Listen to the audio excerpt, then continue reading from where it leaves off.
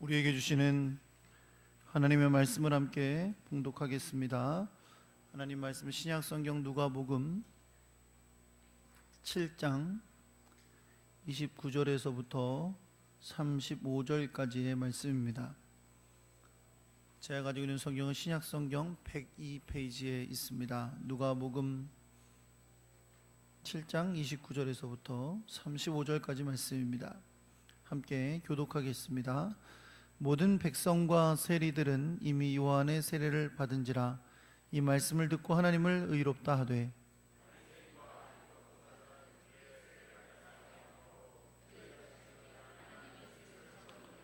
또 이르시되 이 세대의 사람을 무엇으로 비유할까? 무엇과 같은가?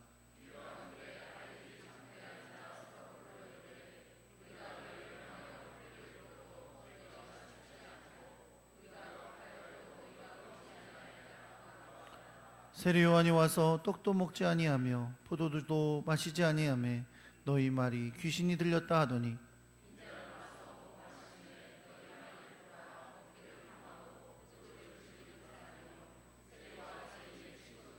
함께 있습니다. 지혜는 자기의 모든 자녀로 인하여 옳다함을 얻느니라.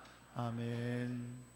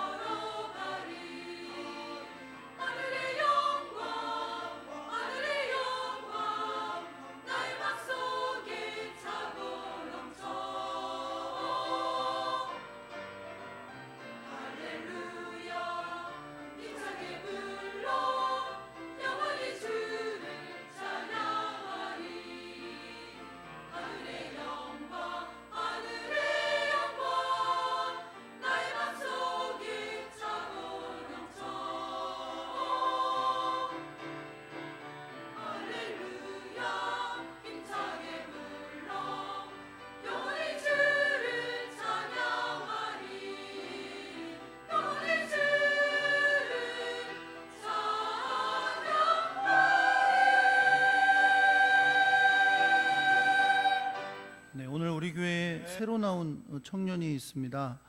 우리 김현석 청년인데요. 잠깐 자리에서 일어나실까요? 네, 아이고 환영합니다. 네. 네, 아주 잘생긴 청년이 오셨네요. 기도드리겠습니다. 사랑근의 하나님 아버지 감사합니다. 오늘도 이렇게 귀한 날을 주시고 주를 예배하게 하시되 또 아름다운 청년을 우리 교회에 보내주셔서 함께 예배하게 하시니 감사드립니다. 하나님께서 우리 김현석 귀한 아들을 지키시고 인도하셔서 주님 안에 참되고 아름다운 제자로 성장하게 해주시고 하나님 앞에 쓰임받는 복된 자녀가 되게 하여 주옵소서. 지금까지 함께 하셨던 하나님께서 그 인생을 책임져 주시고 하나님의 놀라운 사랑과 뜻 안에 순종함으로 영광 돌리는 복된 아들로 삼아 주옵소서. 우리 교회 안에서 잘 양육받게 하시고 하나님의 사람으로 함께 세워지게 하시고 또 귀한 교제를 통하여 행복한 삶이 되도록 언제나 역사하여 주옵소서. 하나님, 우리가 주님 앞에 나와 예배하면서 또 물질을 준비하여 주님 앞에 간절한 마음을 담아 드렸습니다.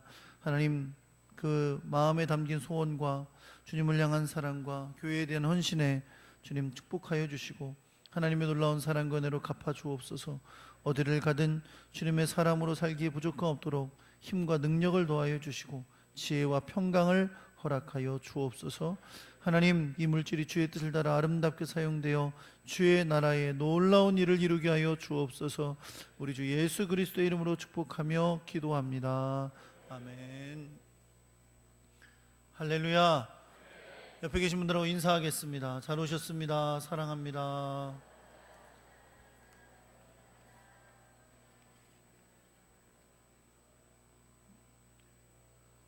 세상이 줄 수 없는 주님의 평강과 은혜가 여러분과 함께 하시기를 예수 그리스도의 이름으로 축원합니다.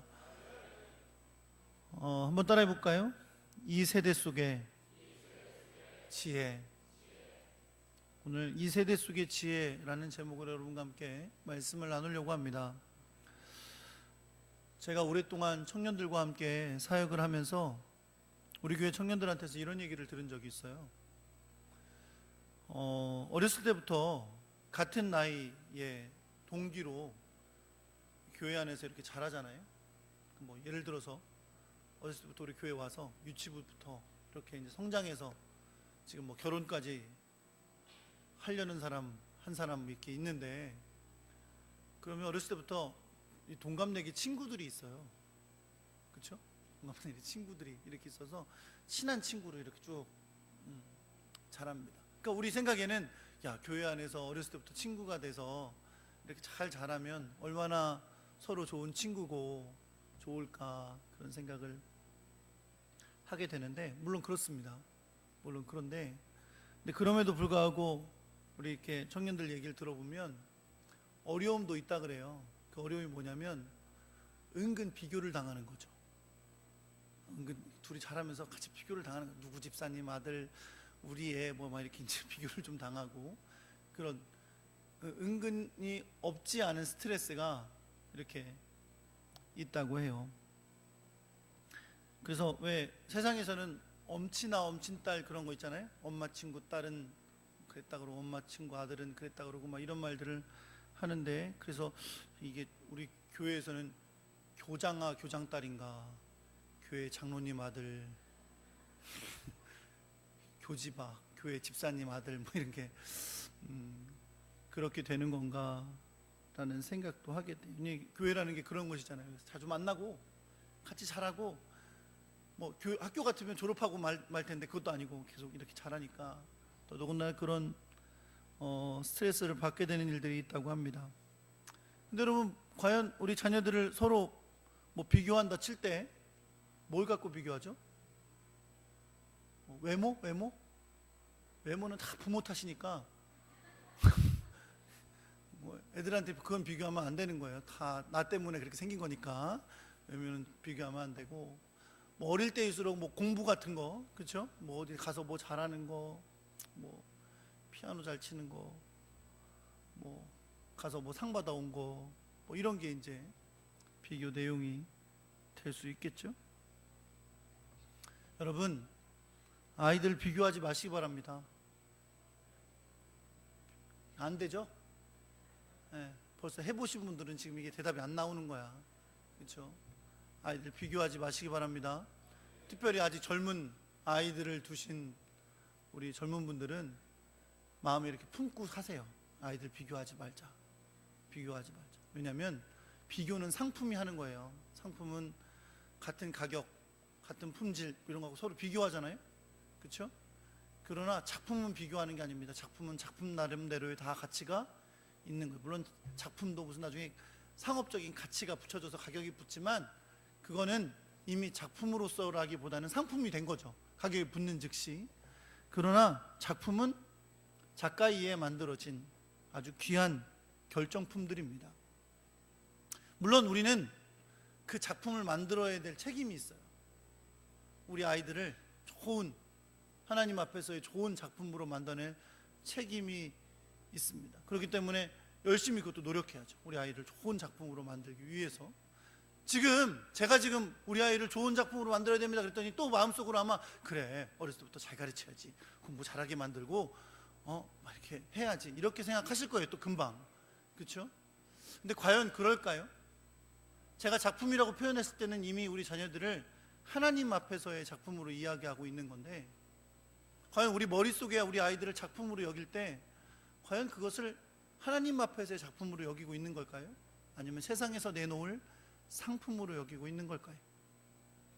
오늘 주님 앞에서 우리가 한번 도전받는 시간이 될 수 있기를 우리 주 예수 그리스도의 이름으로 축원합니다. 저는 오늘 본문에서 두 아이들을 비교할 거예요. 비교하지 말라 그래놓고 왜 비교하냐? 여기서 두 아이들은 단지 우리의 자녀들이나 어린아이들을 이야기하는 게 아니라 사실 우리를 나타내는 말과 같습니다. 오늘 영어로는 성경에 두 가지 children이라는 단어가 두 번 나오는데요. children은 앞에 있는 단어는 똑같은 children인데 앞에 있는 단어는 한국말로는 아이들이라고 번역이 됐고 두 번째 나오는 children이라는 단어는 자녀들이라고 번역이 됐어요. 근데 원래 원뜻은 똑같은 말입니다. 예수님께서 의도적으로 같은 단어를 사용해서 이 말씀을 하신 거거든요. 그래서 오늘 말씀 가운데 우리는 이 아이들에 대한 말씀, 두 아이들의 종류를 함께 살펴보게 될 건데, 이 아이들은 아까도 말씀드린 것처럼 그냥 단순히 우리 자녀들, 우리 아이들만을 말하는 게 아니에요. 물론 우리 자녀들도 다 포함됩니다. 특히 우리는 자녀들이 있다면 그 자녀들에 대한 걸로 이 말씀을 또 들을 줄도 알아야죠. 그러나 단지 자녀들뿐만 아니라 우리 자신을 바라보는 그런 말씀인 것을 깨닫고 잘 깨닫는 그 주의 말씀을 우리 한번 귀 기울여 듣는 귀한 시간이 되시기를 예수 그리스도의 이름으로 축원합니다. 그런데 여러분, 이 두 아이들은, 성경에 나오는 두 아이들은 비교를 합니다. 예수님의 비교가 들어있어요. 지금 성경에 한국말에 정확하게 표현되어 있지는 않지만 두 자녀들이 비교로 나타나고 있는데, 어떤 기준으로 이 두 아이들을 비교하냐면 그 기준은 지혜입니다. 뭐라고요? 지혜. 그럼 무슨 말이에요? 지혜로 비교한다는 말은 두 종류의 아이들이 있는데 지혜로운 아이들이 있고 지혜롭지 못한 아이들이 있단 말이죠. 지혜로운 아이들이 있고 지혜롭지, 보통 이러면 따라하는데 지혜롭지 못한 아이들이 있단 말이에요. 그 기준이 지혜니까요. 그렇죠? 과연 오늘 성경 말씀은 무엇을 어떻게 말씀하시기에 그 지혜라는 기준으로 이 두 자녀들을 나누고 있는가, 오늘 말씀을 통해 살펴보려고 합니다. 그리고 오늘 우리 자신에게도 잘 도전해 보시면 좋을 것 같아요. 나는 과연 이 주님이 말씀하신 이 기준에 지혜로운 자녀인가, 아니면 지혜롭지 못한 자녀인가 돌아볼 수 있으시기를 예수 그리스도의 이름으로 축원합니다. 오늘 본문은요, 우리가 지난주에 나누었던 세례 요한에 관한 예수님의 말씀에서 이어지는 본문입니다. 세례 요한의 사역이 있었죠. 세례 요한의 사역을 한 가지로 얘기할 수는 없지만 세례 요한의 대표적인 사역은 회개의 세례를 선포하는 거였어요. 그것이 예수님께서 오실 일을, 그리스도께서 오실 길을 예비하는 일이었죠. 그 사람들에게 회개의 세례를 전파하고 사람들에게 세례를 주었었습니다. 그런데 이 세례 요한의 사역에 관련돼서 두 종류의 사람들이 있는 거예요. 첫 번째는 어떤 사람들이냐면 세례 요한이 전파한 회개의 세례를 받지 않은 사람들. 그러면 두 번째 사람들은 어떤 사람들이겠어요? 세례 요한의 회개의 세례를 받은 사람들이 있는 겁니다. 첫째, 그렇다면 어떤 사람들이 세례 요한의 회개의 세례를 받지 않은 사람들이냐? 오늘 30절에 보니까 이 사람들은 명확하게 나와요. 뭐라고 표현했냐면 바리새인과 율법사들이다 라고 했어요. 여러분, 이 당시 사회에서요, 이 바리새인들과 율법사들은 지혜롭다 여겨지는 사람들이었어요. 혹은 자기 자신들도 지혜로운 사람들이다라고 자부하는 사람들이었어요. 누구보다 율법을 잘 알고 연구하고 율법에 따라 사는 사람들이었기 때문에 그렇습니다. 그러나 오늘 본문에 의하면, 그리고 예수님에 의하면 이들은 어떤 자들로 평가받고 있냐면 지혜롭지 못한 자들이다 라고 평가받고 있습니다. 어떤 자들이라고요? 목소리 톤이 너무 낮으세요. 목소리 톤을 좀 높여서. 어떤 자들이라고요? 지혜롭지 못한 자들입니다. 할렐루야. 지혜롭지 못한 자들이라고 예수님이 평가받는 사람이었어요. 예수님은 이들이 지혜롭지 못한 자들이라고 하면서 비유를 하십니다. 이들이 어떤 자들이기에 지혜롭지 못하다고 말씀하시느냐, 그것을 설명하기 위한 것인데요, 이들을 어떻게 비유하시냐면 장터에 앉아 서로 불러 말하는 아이들과 같다라고 말씀하셔요. 여기 아이들이라는 표현이 있어요. 그렇죠? 제가 이게 children이라고 표현됐다 그랬죠. 아이들이라고 했는데 이 아이들과 같다. 그런데 이 아이들은 어떤 아이들이에요? 지혜롭지 못한 아이들이란 말이에요. 과연 이 아이들은 어떤 아이들이기에 지혜롭지 못하다고 말씀하는 거냐면, 이들은 장터에 앉아 서로 불러 말하는데 어떤 상황이냐면, 장터에 앉아서 그들을 향한 피리 소리를 들어도 춤추지 않고, 반대로 그들을 향해 곡을 해도 울지 않는다 라고 말씀하고 있어요. 여러분, 장터는요, 사람들이 모이는 공간이에요. 그래서 그곳은 사람들이 모여서 회의도 하고 또 재판도 하고, 그러다 보니 사람들이 모이는 곳에는 누가 껴요? 장사꾼들이 끼잖아요. 그쪽 목사님들도 모이는 장소마다 얼마나 장사들이 많이 오는지 몰라요. 장사꾼들이 끼니까 그곳이 불려지기를 이제 점점 마켓플레이스라고, 그러니까 장터라고 불려지게 된 거예요. 장터에 이제 아이들이 막 놀고 막 할 거 아니에요. 장터에서 막 놀고 돌아다니고 하는데, 지금 예수님이 비유하신 거예요. 장터에 아이들이 있는데 어떤 아이들이냐면 피리를 불어도 춤추지 않고 곡을 내도 울지 않는 아이들이래요. 이게 여러분 무슨 말이냐면, 피리를 분다는 말은 기쁜 거예요. 즐겁고 춤추고 노래하는 이런 상황을 얘기하는 건데, 피리를 불어도 어떻게 해요? 춤추지 않아요. 또 곡을 한다는 걸 뭘 표현해요? 슬픈 거죠. 슬프고 아파하는 일이 생긴 건데 그래도 어떻게 해요? 울지 않는다는 말이에요. 예수님은 지금 세례 요한의 메시지를 듣고도, 혹은 듣지도 않고, 혹은 들었어도 회개의 세례를 받지 않는 바리새인과 율법사들을 비용하면서 이들을 피리를 불어도 춤추지 않고 그들을 향해 곡을 해도 울지 않는 자들이다 라고 말씀하고 있고, 이건 근본적으로 예수님이 지혜가 없는 자들, 지혜롭지 않은 자들이라고 말씀하고 있는 거예요. 왜냐하면 그들은 결국 복음을 거역한 자들이 되기 때문에 그렇습니다. 여러분, 이들은 세례 요한을 거부했어요. 하나님께서 그를 통해 선포하신 회개의 부름을 거절한 건데, 그들이 세례 요한을 거절하고 그의 세례를 받지 않은 이유는 이렇습니다. 오늘 성경에 보니까 나와요. 뭐라고 되어 있냐면, 세례 요한이 떡도 먹지 않고 포도주도 마시지 않았기 때문이래. 이게 무슨 말이냐면, 여러분 우리가 잘 알듯이 세례 요한은 광야에서 지냈던 사람이고요, 약대터를 입고 광야에서 메뚜기와 석청을 먹던 사람이에요. 그러니까 우리가 학자들에 의하면 세례 요한은 에세네파라는 그 공동체에 속했던 사람인데, 이 에세네파 사람들은 광야에서 거주하면서 철저하게 금욕 생활을 했던 사람들이에요. 그러니까 세상 사람들이 먹는 포도주나 떡 같은 걸 먹지 않고 자기들이 모여 만든 것, 그리고 특별히 이제 세례 요한은 메뚜기와 석청을 먹었다, 이렇게 알려졌던 사람들이에요.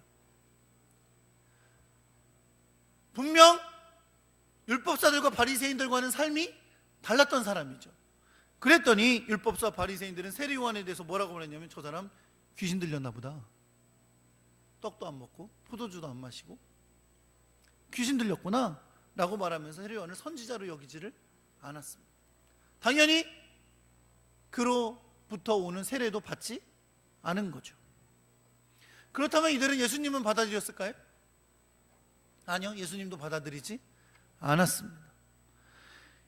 왜냐하면 예수님은 세례 요한과 달리 이 땅에 오셔서 먹고 마셨거든요. 세례 요한이 떡도 먹지 않고 포도주도 먹지 않는다고 귀신 들렸다고 했던 이들인데, 이번에 예수님은 오셔서 먹고 마셨더니 뭐라고 했냐면, 이는 먹기를 탐하고 포도주를 즐기는 사람이다.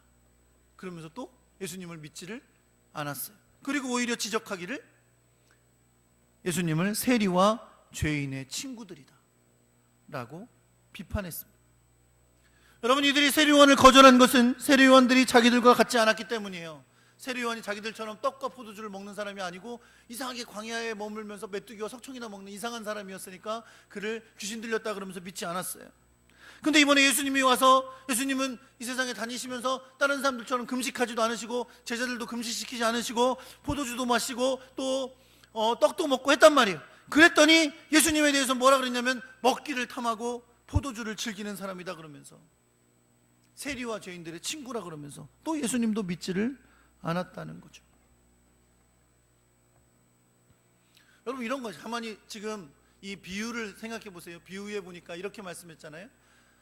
피리를 불어도, 이건 즐거운 일이에요. 즐거운 일이라 피리를 불어도 그거에 맞춰서 춤추지도 않고, 또 어떻게 해요? 곡을 하는데 곡을 해도 그거에 따라 울지도 않았단 말이에요. 지금 성경이 뭐라 그랬어요? 세례 요한은 메뚜기와 소청을 먹으면서 포도주도 먹지 않고 떡도 먹지 않았더니 야 저거 귀신 들렸구나 라고 하면서 믿지 않더니, 예수님이 오셔서 떡과 포도주 먹으면서 사역했더니 저 사람은 먹기를 즐겨하고 포도주를 즐기는 사람이다. 그러면서 그것도 또 안 믿는 구실로 삼았단 말이에요.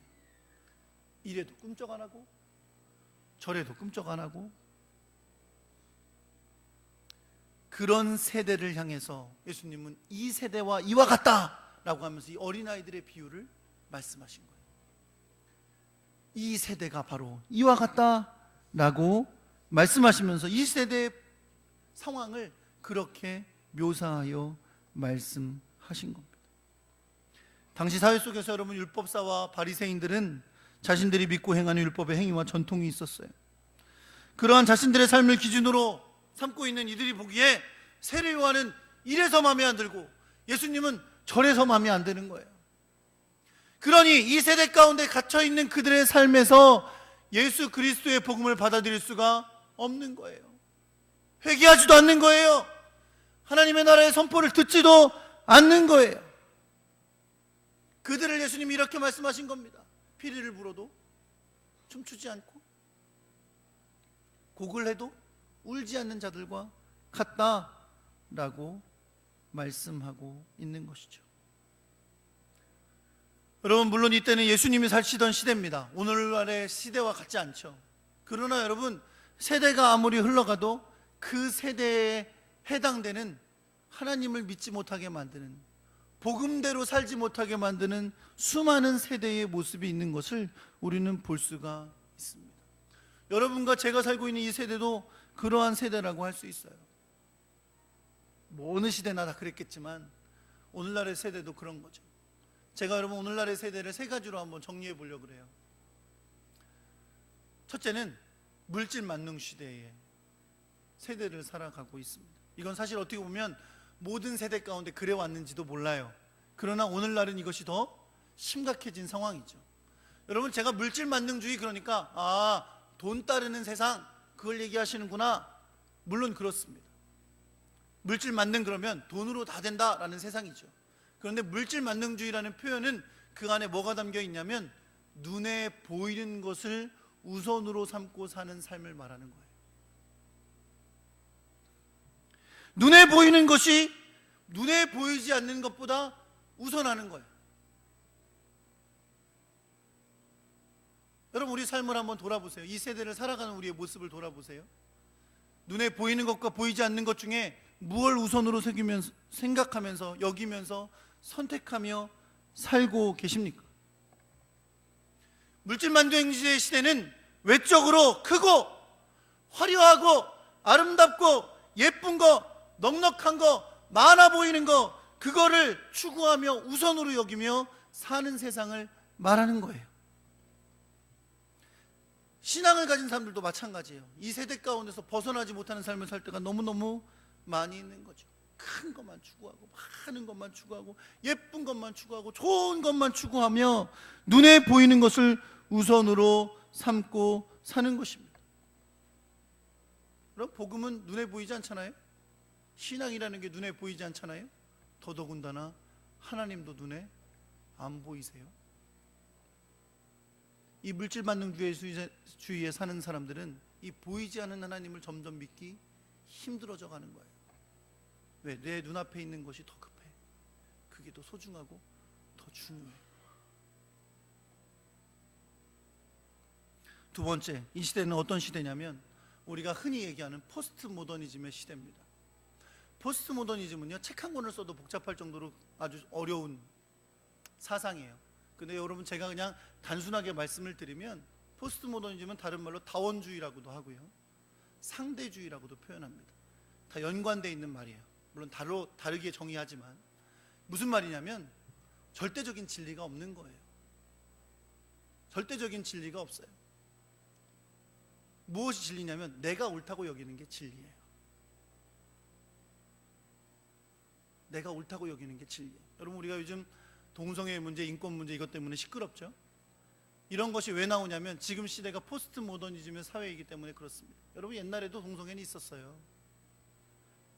성경에도 나오니까 오랫동안 동성애가 있었는데 요즘처럼 왜 시끄럽냐면 이게 법제화 시키려고 하니까, 법으로 이들을 인정해 주려고 하니까 그런 거예요. 근데 이게 왜 가능하냐면 포스트 모더니즘 사회이기 때문에 그래요. 다른 사람이 뭐라든 절대적 진리보다 중요한 게 뭐냐면 내가 가진 선택이에요. 내가 그렇다면 그런 거예요. 그리고 뭘 요구해요? 내가 그런 걸 옳다고 여긴다면 다른 사람이 옳다고 여기는 것도 인정해줘라. 이게 상대주의고 다원주의고 포스트 모더니즘입니다. 그런 거죠. 나는 동성이 끌려. 내 성향이 그런 건데 누가 뭐라고 할 수 있어? 이게 진리인 거죠. 그리고 사람들은 법으로 그걸 보호해 주자는 거예요. 이런 시대에 살고 있는 우리들은 하나님의 말씀이 진리고 이 말씀이 이 세상에 진리라는 사실을 믿게 하는 것이 결코 쉽지 않은 세상이 된 거죠. 예수를 믿고 하나님을 믿고 성경을 따라도 이제 성경을 믿는 것도, 어떤 사람은 성경은 변함없는 하나님의 말씀이라고 믿지만 어떤 사람들은 성경은 인간의 작품이라고 믿는 사람들이 있는 거예요. 그리고 그것도 인정해 주자는 거죠. 그럼 이 세상에 진리는 살아남지 못하는 겁니다. 여러분과 제가 물질 만능주의에 살고 있고 포스트 모더니즘 사회에 살고 있다고 얘기했잖아요. 그런데 이런 사고방식을 어렸을 때부터 우리 교육을 통해 배웁니다. 아이들이 배워요. 지금 아이들이 하는 수많은 행동들은요, 어렸을 때 배운 학습 때문에 나오는 거예요. 어렸을 때 배운 습관 때문에 나오는 거죠. 이런 사회 속에서 우리의 다음 세대들이 절대적인 진리인 주님을 따르고 하나님의 말씀에 순종하며 살겠다고 결단하고 살아가는 게 결코 쉽지가 않은 겁니다. 쉽게 말하면 전쟁을 하고 있는 거예요. 지금 이것도 옳고 저것도 옳다, 내가 선택하는 게 옳고 내가 선택하는 것에 대해서 뭐라고 할 수 없다라고 하는 그 세상에 여러 가지 생각들이 가득 찬 곳에서 우리는 여전히 하나님의 말씀이 진리고 예수만이 구원이라는 걸 선포하며 나아가고 있는 거고, 주님을 따라 사는 삶이 복된 삶이라고 주장하고 있는 거예요. 전쟁을 하고 있는 거죠. 우리 아이들은 내면으로 싸우고 있는 거예요. 도와주셔야 돼요. 어떻게 하도록? 이기도록이요. 복음이 이기도록, 진리가 이기도록, 싸워서 이기도록 도와주셔야 되는 거예요. 다른 방향으로 가는데 그냥 놔두면 안 되는 거예요. 가도 돌아오겠지, 못 돌아옵니다. 잠깐만 가게 놔뒀다가 다시 끌어와야지, 못 끌어와요. 왜냐하면 이 세대는 나가거든요. 이 세대 가운데로 나가는 거예요. 복음으로 진리로 지켜주시기를 예수 그리스도의 이름으로 축원합니다. 세 번째, 우리는 세계화의 시대에 살고 있어요. 여러분, 구약 시대 때 생각해 보세요.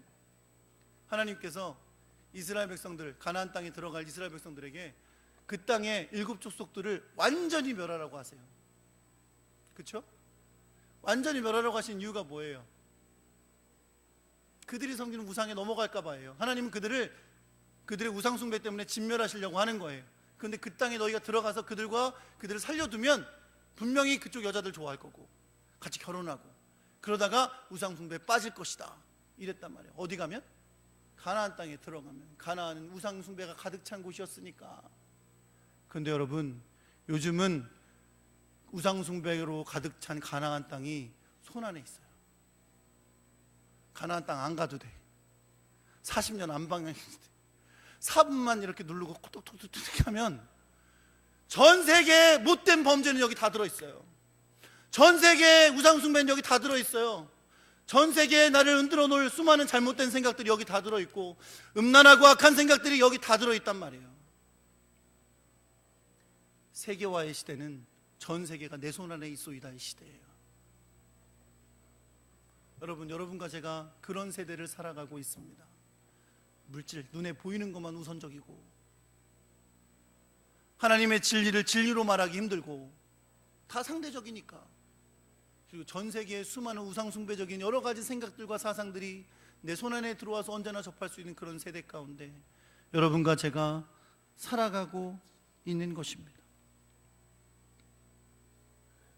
이것이 오늘 성경이 말하고 있는 이 세대예요. 이 세대의 사람들은 어떤 모습이 되냐면 그 아이들처럼 되는 거예요. 어떤 아이들? 피리를 불어도 춤추지 않아요. 곡이 나도 울지 않아요. 이 세대의 생각이 가득 차서, 무슨 말이에요? 세례 요한이 복음을 선포하고 회개를 선포해도 내가 왜 회개해야 돼? 예수 그리스도께서 하나님 나라의 복음을 선포해도 그 복음이 진리처럼 들리지가 않는 거예요. 눈에 보이지 않으니까 우선이 될 수 없는 거예요. 눈에 보이는 게 우선이지. 여러분과 제가 그런 세상을 살아가고 있다는 것을 말하고 있는 겁니다. 예수님은 이런 세대를 향해 이들은 지혜롭지 못한 사람들이다. 그리고 주님은 지혜로운 사람들을 이렇게 말씀하세요. 오늘 성경에는 모든 백성과 세리들이라고 언급하는데 바로 요한의 세례를 받은 사람들을 말하는 겁니다. 세리들을 언급한 것은 굉장히 중요해요. 왜냐하면 앞서 말씀드린 것처럼 세리들은 그들의 생각 속에 악한 죄인들로 여겨졌던 사람들이기 때문에 그렇습니다. 그러나 이 세리들도 세리 요한의 회개의 선포를 듣고 회개하며 돌이키고 예수 그리스도의 복음을 듣는다면 그들 또한 지혜로운 자가 된다는 걸 말씀하고 있는 겁니다. 29절 하반절의 말씀처럼 하나님을 의롭다고 여기는 사람, 그 사람들이 바로 지혜로운 사람들입니다. 이 말을 쉽게 말하면 세례 요한의 회개의 세례가 하나님 보시기에 옳은 것이다라는 걸 믿었다는 것을 말하는 것이고, 오늘 본문 30절에서 결론적으로 말하기를 지혜는 자기의 모든 자녀로 인하여 옳다함을 얻는다 라고 말씀하는 겁니다. 사랑하는 성도 여러분, 지혜라고 하면 일반적으로는 세상을 잘 살아갈 수 있는 지적인 능력을 말하는 거예요. 국어사전에 보면 지혜는 이렇게 설명합니다. 사물의 이치를 빨리 깨닫고 사물을 정확하게 처리하는 정신적인 능력, 이게 지혜예요. 세상이 말하는, 일반적으로 정의하는 지혜입니다. 자, 나는 지혜 있는 사람이다 하시는 분 손 들어보세요. 다시 그럼 얘기해 드릴게요. 사물의 이치를 빨리 깨닫고 사물을 정확하게 처리하는 정신적인 능력을 가진 사람, 이 지혜로운 사람이에요. 나는 지혜로운 사람이다. 주여 지혜를 주시옵소서. 여러분, 불교에서도 지혜를 중요하게 여기고 정의하는데요, 뭐라고 정의하냐면 사물을 식별하고 통합하는 마음의 작용이래요. 역시 불교는 어려워. 그러나 성경에서 말하는 지혜는 단지 어떤 것을 세상적인 지혜의 의미와 불교에서 중요하게 여기는 지혜와 다르게 그 출발점이 완전히 다르게 말씀하고 있어요. 왜요? 성경에서 말하는 지혜는 하나님을 경외하는 것이 근본이기 때문입니다. 하나님을 경외하는 것이 없으면 지혜는 출발도 안 한 거예요. 아무리 세상의 이치를 잘 깨닫고 엄청 판단력이 좋고 세상을 살아갈 이치를 따라서 엄청 유익을 누리며 살아가는 사람일지라도 성경의 의미로는 하나님을 경외하는 것이 없으면 지혜를 출발도 안 했다는 거예요. 왜요? 하나님을 아는 것이 지식의 근본이고 지혜의 근본이기 때문에 그렇습니다. 전도서 12장 13절 인생에 대해서 이야기하는 전도서는 이렇게 결론적으로 말합니다. 일의 결국을 다 들었으니 하나님을 경외하고 그의 명령들을 지킬지로다. 이것이 모든 사람의 본분이니라 라고 말씀합니다. 중요한 사실은 성경은 지혜를 하나님과의 관계 속에서 말씀하고 있다는 겁니다. 왜냐하면 하나님이 모든 지혜의 근원이 되시기 때문에 그렇습니다. 그리고 하나님이 사람이 되어 오신 이 놀라운 십자가의 사건, 이것이 바로 하나님의 지혜의 결정입니다.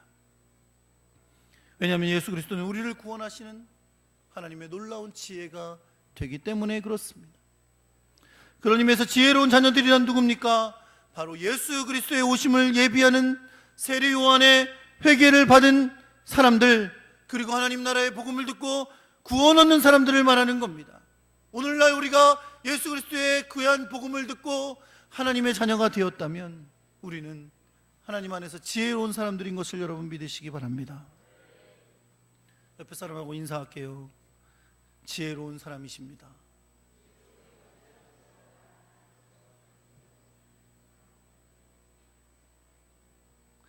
사랑하는 성도 여러분, 같은 시대를 살아갔지만 예수 그리스도의 복음을 발견한 사람들이 있었는 반면 그 세대 속에서도 복음을 받지 못하고 마치 장터에서 피리를 불어도 춤추지 않고 애곡을 내도 울지 않던 자들이 있었다는 거예요. 오늘날도 이 세대를 우리가 다 같이 살아가지만 이 세대 속에서 복음의 의미를 발견하고 하나님 안에 사는 것이 참된 진리이고 그분의 말씀에 순종하며 사는 것이 인생의 길임을 알고 지혜로 살아가는 사람들이 있는 반면 지금도 물질 만능주의에 포스트 모더니즘에 이 세상의 수많은 것들을 쉽게 접할 수 있는 세계화의 물결 속에서 복음의 피리를 불어도 춤추지 않고 예수 그리스도로 말미암아 우리 죄를 깨달으며 애통해야 되는 때에도 애통할 줄 모르는 이 시대의 어리석은 사람들, 지혜가 없는 사람들이 있음을 우리는 기억해야 될 줄 믿습니다. 세대는 변합니다. 그러나 진리는 영원합니다. 참된 지혜의 사람은 이 세대 속에서도 이 진리를 믿고 붙들고 살아가는 사람들인 줄 믿으시기 바랍니다. 여러분과 제가 정말 그러한 진리의 사람들, 지혜의 사람들이 될 수 있기를 우리 주 예수 그리스도의 이름으로 축원합니다. 로마서 12장 1절과 2절의 말씀을 여러분 잘 아시죠?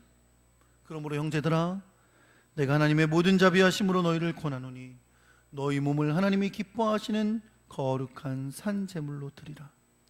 이는 너희가 드릴 영적 예배니라. 주님이 우리를 만드시고 우리를 구원하신 목적은 우리가 주님이 기뻐 받으시는 산 제물이 되게 하기 위하심입니다. 우리를 통하여 영적인 예배를 받기 위하심입니다. 그러기 위해서 해야 될 것이 있어요. 그것이 뭡니까? 너희는 이 세대를 본받지 말고 오직 마음을 새롭게 함으로 변화를 받아 하나님의 선하시고 기뻐하시고 온전하신 뜻이 무엇인지 분별하도록 하라. 이 세대 가운데 흘러가지 말고 마음이 변화돼서 주님의 뜻을 분별하라는 거예요. 그래야 주님이 기뻐 받으시는 산제물로의 삶을 살아갈 수 있는 것을 여러분 믿으시기 바랍니다. 그런 여러분과 제가 되기를 간절히 소망합니다. 이 세대 속에서도 예수 그리스도의 진리를 쫓으며 하나님의 원하시고 기뻐하시는 길을 따라가는 그런 하나님의 사람 될 수 있기를 우리 주 예수 그리스도의 이름으로 축원합니다.